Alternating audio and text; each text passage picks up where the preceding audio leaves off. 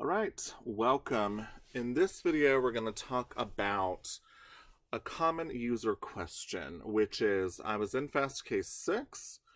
I had saved documents or searches, or I was in fast case 6 and I remember having a history of the searches that I had previously run, and I want to know where those things are located in fast case 7. So to answer this question, we're going to be talking about the history favorites and alerts icon, also known as the clock icon.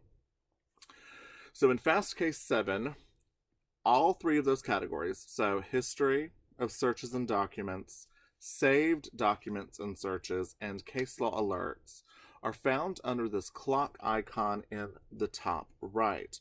So if I hover over that icon, it'll say history, bookmarks, and alerts. I click it, and then 5 categories will open up. The system will always default to the tab on the furthest left, so let's talk about each of those tabs in turn. Search history does not expire. It is an ordered list, chronological ordered list of the searches you have conducted.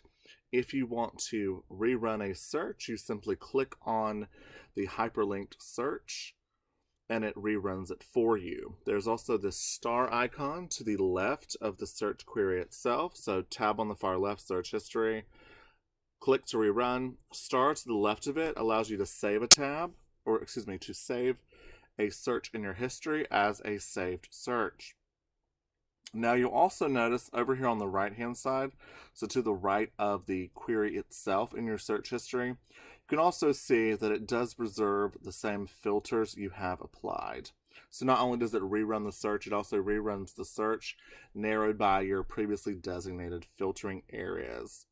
Tab to the right of search history is document history. Document history, same as search history, does not have an explanation, or excuse me, does not have an expiration date, and also does not have an explanation because it is self-explanatory. Once more, you simply click on the title, the hyperlinked title of the document to reopen it. Now, to the left of the document title in your document history, there's going to be 2 tabs. The tab on the far left, if you hover over it, it says add this to your bookmarks. Bookmarks is also known as saved documents. I will repeat once more. Bookmarks are known as saved documents. You click it. Now, another side note, anytime something has been saved or you have applied an icon to something, in this case, I'm clicking an icon to save this document in my history as a bookmark. It will fill in with a color. It'll typically be orange or blue in most cases. To the right of the bookmark icon, there is another icon that says add to exports. This means that I could come out through my document history here and I could click this icon and I could build up a export and download it as a single PDF. To the right of document history is going to be bookmarks. I will add a side note, search history and document history right now is just a chronological list without dates separating the history. We will have a date function added in the next 2 weeks, so just keep that in mind. Right now it can seem a little daunting because it is just a full list. Remember, separation by dates are coming within 2 weeks. And I emphasize 2 weeks because that's kind of really how we organize what we call the quote-unquote kind of mini features that we're adding or mini updates as we're going.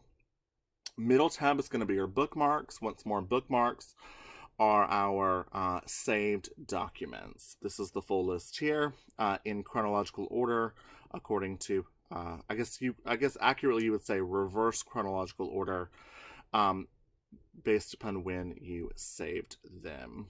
I'm actually lying to you right now. This list is in alphabetical order. So history, reverse chronological order, bookmarks, alphabetical order.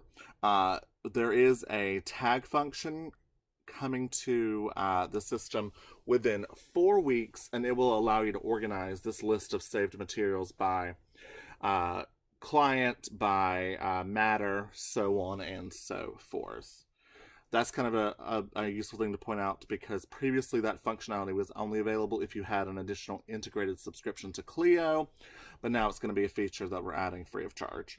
I never realized how many people enjoyed folders and tagging until they weren't there, and then everyone asked about them. So I always like to point out that they are also coming. Now, from your bookmarks, the middle tab under the clock icon, there's also this export icon that you're used to. So from the document history and also from your bookmarks, you can continue building an export. I remind everyone, whenever you hear the term export, just think about like a grouping of legal documents that you want to download as a single PDF or a zip file or a docx format. To the right of that, we have a tab for saved searches. Saved searches, just like bookmarks, also known as saved documents, will also be getting that same tag function, which is coming in 4 weeks. So list here, just like with all of the other tabs, if you click on a saved search, it will rerun that search for you.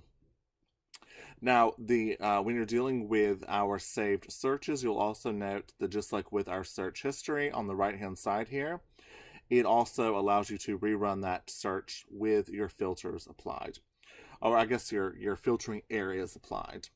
Now, the last tab on the furthest right is a case law alert. As a reminder, a case law alert is going to be a daily email that corresponds to a daily email, unless you designate otherwise, that corresponds to a search query notifying you. Basically, you're going to get an email anytime newly published cases are released that meets the criteria of your search query. So if we used the top one, for example, fraud, anytime there is a case that is published in the state of California, California State Court, or the Ninth Circuit, I will get an email. I have it designated as daily. So on and so forth. And we'll go ahead and close that out. All right. This has been a longer video because the clock icon is quite intensive. We'll call it dense. So on and so forth. But I hope you have found this video useful nonetheless. Thank you for staying with me for all 7 minutes.